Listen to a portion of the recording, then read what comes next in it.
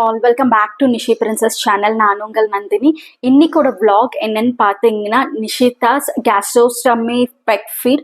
So நிஷிதாவோட கேஸ்ட்ரோஸ்டமி பற்றி நான் நிறையவே என்னோட ப்ரீவியஸ் வீடியோஸ்லலாம் சொல்லியிருக்கேன். பட் கம்ப்ளீட்டாக அந்த கேஸ்ட்ரோஸ்டமிக்கு பின்னாடி இருந்த ஸ்டோரி ஆகட்டும், அதுக்கு எவ்வளோலாம் நாங்கள் கஷ்டப்பட்டிருக்கோம், ஃபேஸ் பண்ணியிருக்கோன்றதை நான் சொன்னதில்லை உங்களுக்கு. ஸோ இன்னைக்கு அதோட vlog-அ தான் நீங்கள் பார்க்க போகிறீங்க. ஸோ கொஞ்சம் டைம் ஸ்பெண்ட் பண்ணி பொறுமையாக கேட்டிங்கன்னா நல்லா இருக்கும். ஸோ ஸ்கிப் பண்ணாம இந்த வீடியோவை பாருங்க.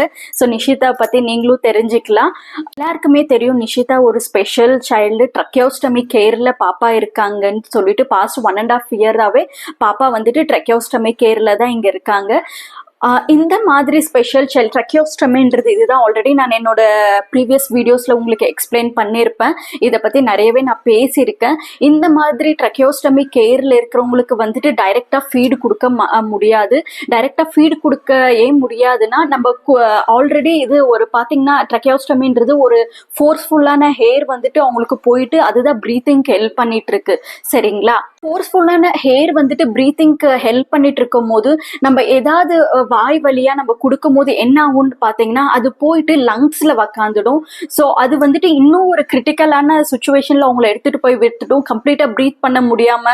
ஸோ நிறைய இஷ்யூஸ் இருக்கிறதுனால இந்த மாதிரி ட்ரக்கியோஸ்டமி கேர்ல இருக்கிற குழந்தைங்களாகட்டும் பெரியவங்களாகட்டும் அவங்களுக்கு அட்வைஸ் பண்ண மாட்டாங்க வாய் வழியா ஃபீட் கொடுக்கறது. அவங்களுக்கு அட்வைசபிள் என்னன்னு பார்த்தீங்கன்னா கேஸ்ட்ரோஸ்டமி ஃபீட். இது வந்துட்டு ஒரு லாங் டேர்ம் ப்ராசஸ்ன்றதுனால இமீடியட்டா இந்த ட்ரக்கியோஸ்டமி கேரை எடுக்க முடியாது. ஒருவேளை சீக்கிரமே ரிகவரி ஆயிடுவாங்க, எடுத்துடலான்ற நிலைமை இருந்துச்சுன்னா கேஸ்ட்ரோஸ்டமி கண்டிப்பா அட்வைசபிள் இல்லை. அதே இது லாங் டேர்ம் ப்ராசஸ், கண்டிப்பா இதுக்கு தீர்வே இல்லாத ஒரு சுச்சுவேஷன் இருக்கும் போது டாக்டர்ஸ் அட்வைஸ் பண்றது ஃபர்ஸ்ட் பாத்தீங்கன்னா கேஸ்ட்ரோஸ்டமி. இது ட்ரக்கியோஸ்டமி பண்ணும் போதே கேஸ்ட்ரோஸ்டமி தான் அவங்க அட்வைஸ் பண்ணுவாங்க. அதே மாதிரி தான் நிஷிதாவும் ஹாஸ்பிட்டல்ல இருக்கும் போது பண்ணாங்க. நாங்க வந்துட்டு பாப்பா சீக்கிரமே ரிகவரி ஆயிடுவா, ஸோ ஏதாவது ஒரு நல்லது நடக்கும், பாப்பாக்கு அவ்வளோ தூரம் சர்ஜரி வரையும் போவேனா அவ பழையபடி வந்துருவான்ற ஒரு ஹோப் இருந்ததுனால நாங்க ட்ரக்கியோஸ்டமி பண்ணும் போது கேஸ்ட்ரோஸ்டமிக்கு ஒத்துக்கல. அது மட்டும் இல்லாம ஃபினான்ஷியல் ப்ராப்ளம் ரொம்பவே இருந்துச்சு அந்த டைம்ல. பாப்பாவோட மெடிக்கல் ஆல்ரெடி ஹாஸ்பிட்டல் ஸ்டேல 3 மாசம் இருந்ததுனால அந்த பில்ஸ்மே எங்களால கிளியர் பண்ண முடியாத ஒரு சுச்சுவேஷன் இருந்ததுனால கேஸ்ட்ரோஸ்டமிக்கு இன்னும் அடிஷ்னலா பண்ணும் போது இன்னும் அடிஷ்னலா எக்ஸ்பென்சஸ் ஆகுன்றதுனால கொஞ்சம் ஹோல்ட் பண்ணும். அது மட்டும் இல்லாம பாப்பா ரொம்பவே அந்த டைம்ல வீக்கா இருந்தாங்க. அவங்க அந்த சர்ஜரி தாங்கக்கூடிய சக்தி அவங்களுக்கு அப்ப இருந்தில்ல. ஸோ நாங்க நினைச்சோம் வீட்டுக்கு கூட்டிட்டு வந்து கொஞ்சம் பாப்பாவை வந்துட்டு நல்லா இம்ப்ரூவ் பண்ணி அதுக்கப்புறமா வேணா கேஸ்ட்ரோஸ்டமி சர்ஜரி பண்ணலாம்.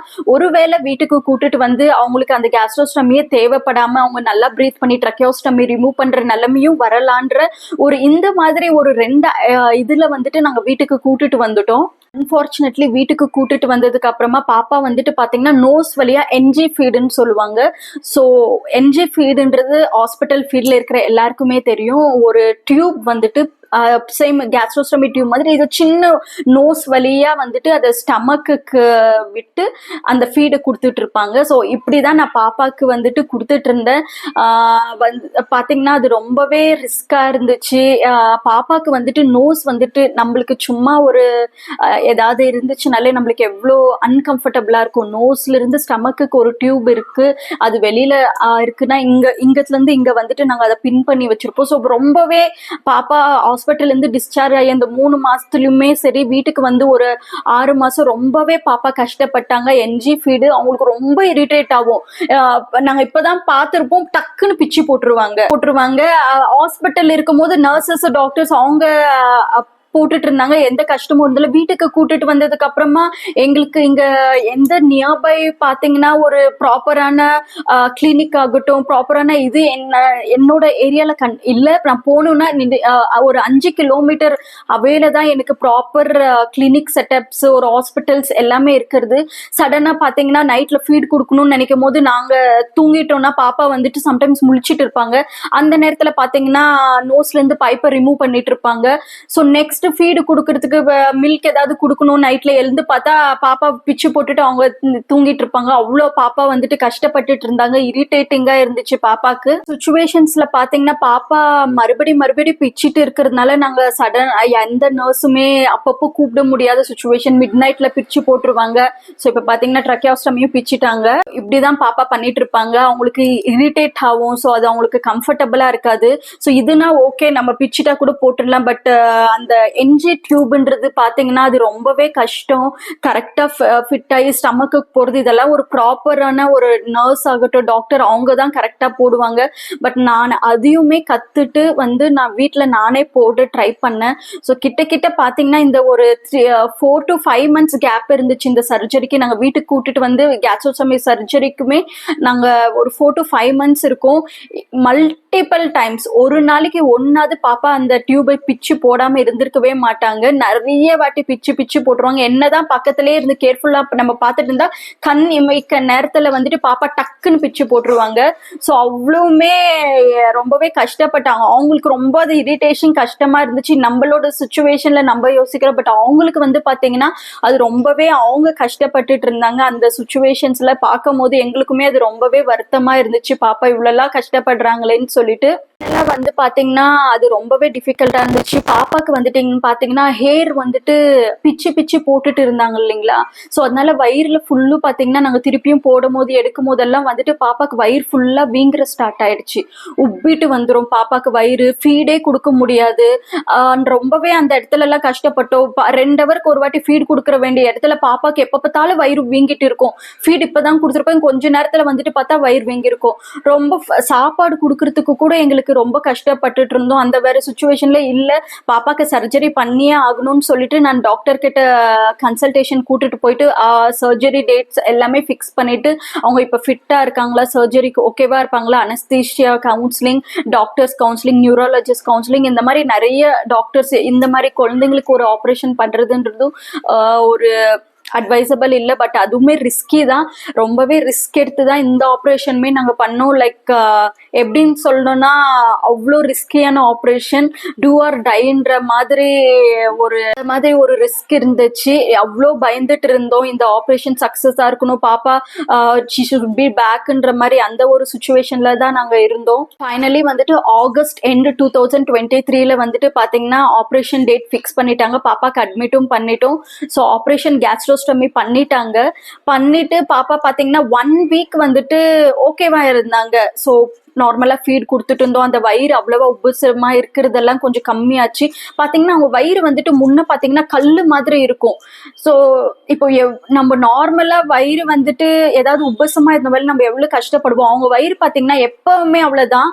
அந்த ஹேர் ரொம்ப கல்லு மாதிரி இருக்கும்.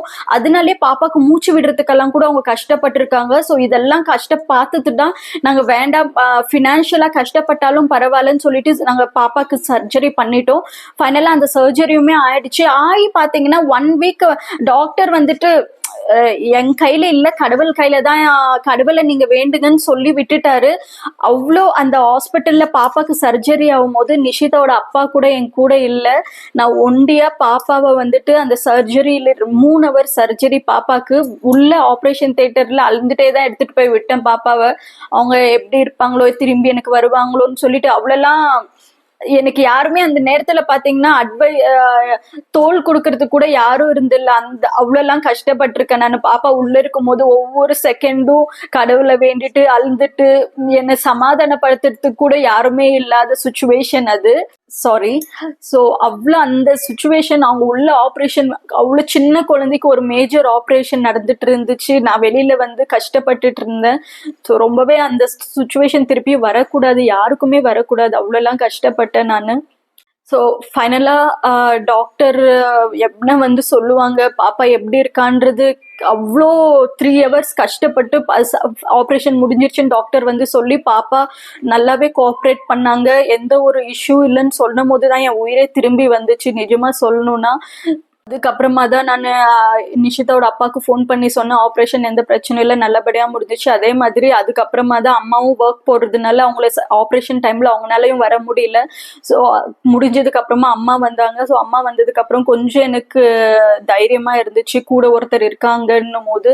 ஸோ 1 வீக் பாப்பா நல்லா தான் இருந்தாங்க. ஆப்ரேஷன் முடிச்சுட்டு எல்லாமே ஓகேவா இருந்துச்சு. சடனாக பார்த்தீங்கன்னா பழையபடி வயிறு உபசம் ஆயிடுச்சு. ஃபீடெல்லாம் கொடுக்க ஸ்டார்ட் பண்ணிட்டோம். ஒரு 3-4 டேஸ் வந்துட்டு பெக் ஃபீட்ல கொடுக்கல. நாங்க 4 டேஸ் கழிச்சு பெக் ஃபீட்ல கொடுங்க, ஓகேவா இருந்தா 2 நாள்ல டிஸ்சார்ஜ் ஆக வேண்டிய சுச்சுவேஷன்ல பாத்தீங்கன்னா பாப்பாக்கு வந்துட்டு திரும்பியும் பழையபடி வந்துட்டு வயிறு உபசமா ஆயிடுச்சு. என்ன ரீசன்னு தெரியல. கொடுக்குற ஃபீடு பாத்தீங்கன்னா எல்லாமே வாபஸ் வந்துட்டு இருந்துச்சு. ஸோ சடன் எமர்ஜென்சி என்ன ஆச்சுன்னு எங்களுக்கு தெரியல. சடனா டாக்டருக்கு இன்ஃபார்ம் பண்ண உடனே பிஐசியூக்கு ஷிஃப்ட் பண்ணுங்கன்னு சொல்லிட்டாங்க. பாப்பா வார்டில் இருந்தாங்க. 5 இருக்கிறதுனால ஐசியூ கேருக்கு இல்லை, வார்டில் இருந்து டேக் கேர் பண்ணிட்டு இருந்தோம். சடனாக இப்படி எமர்ஜென்சி ஆனவுடனே பிஐசியூக்கு ஷிஃப்ட் பண்ணிட்டு அவங்களோட பல்ஸ் ஆக்சிஜன்ஸும் கொஞ்சம் அந்த டைமில் கொஞ்சம் கம்மியாயிட்டே இருந்ததுனால ஐசியூக்கு ஷிஃப்ட் பண்ணிட்டு இமீடியட்டாக ஸ்கேன் பண்ணி பார்த்தாங்க. ஸ்கேனில் வந்துட்டு பார்த்தீங்கன்னா எக்ஸ்ரே பண்ணி பார்த்ததுல அவங்களுக்கு ஏதோ ஒரு அப்நார்மல் தெரிஞ்சிச்சு. ஒருவேளை டியூப் உள்ள பண்ணது ஏதோ பிரச்சனை இருக்குமா இல்லை அப்படின்றது டாக்டருக்கு டவுட் இருந்துச்சு. இமீடியட்டாக அவர் ஆக்ஷன்ஸி பாப்பா இருக்கிறதுனால அந்த ட்ரிப்பை கேன்சல் பண்ணிட்டு பாப்பாக்கு வந்துட்டு இல்லை இது ஏதோ இஷ்யூ இருக்கு, ரீசர்ஜரி பண்ணணும்னு சொல்லிட்டாங்க. ரீசர்ஜரி பாத்தீங்கன்னா ஃபர்ஸ்ட் பண்ணதே பாப்பாக்கு வந்துட்டு ஒரு மேஜர் சர்ஜரி தான். செகண்ட் சர்ஜரி பாத்தீங்கன்னா லாப்ரோக்டமி சர்ஜரி. லாப்ரோக்டமின்றது பாத்தீங்கன்னா ஸ்டமக் ஃபுல்லாவே கட் பண்ணி நம்மளுக்கு சிசரியன் பண்ணுவாங்க பாத்தீங்களா, அந்த மாதிரி ஒரு இது ஃபுல்லாவே கட் பண்ணி உள்ள என்ன இஷ்யூ ஆயிருக்குதுன்றது பாக்குறது தான்.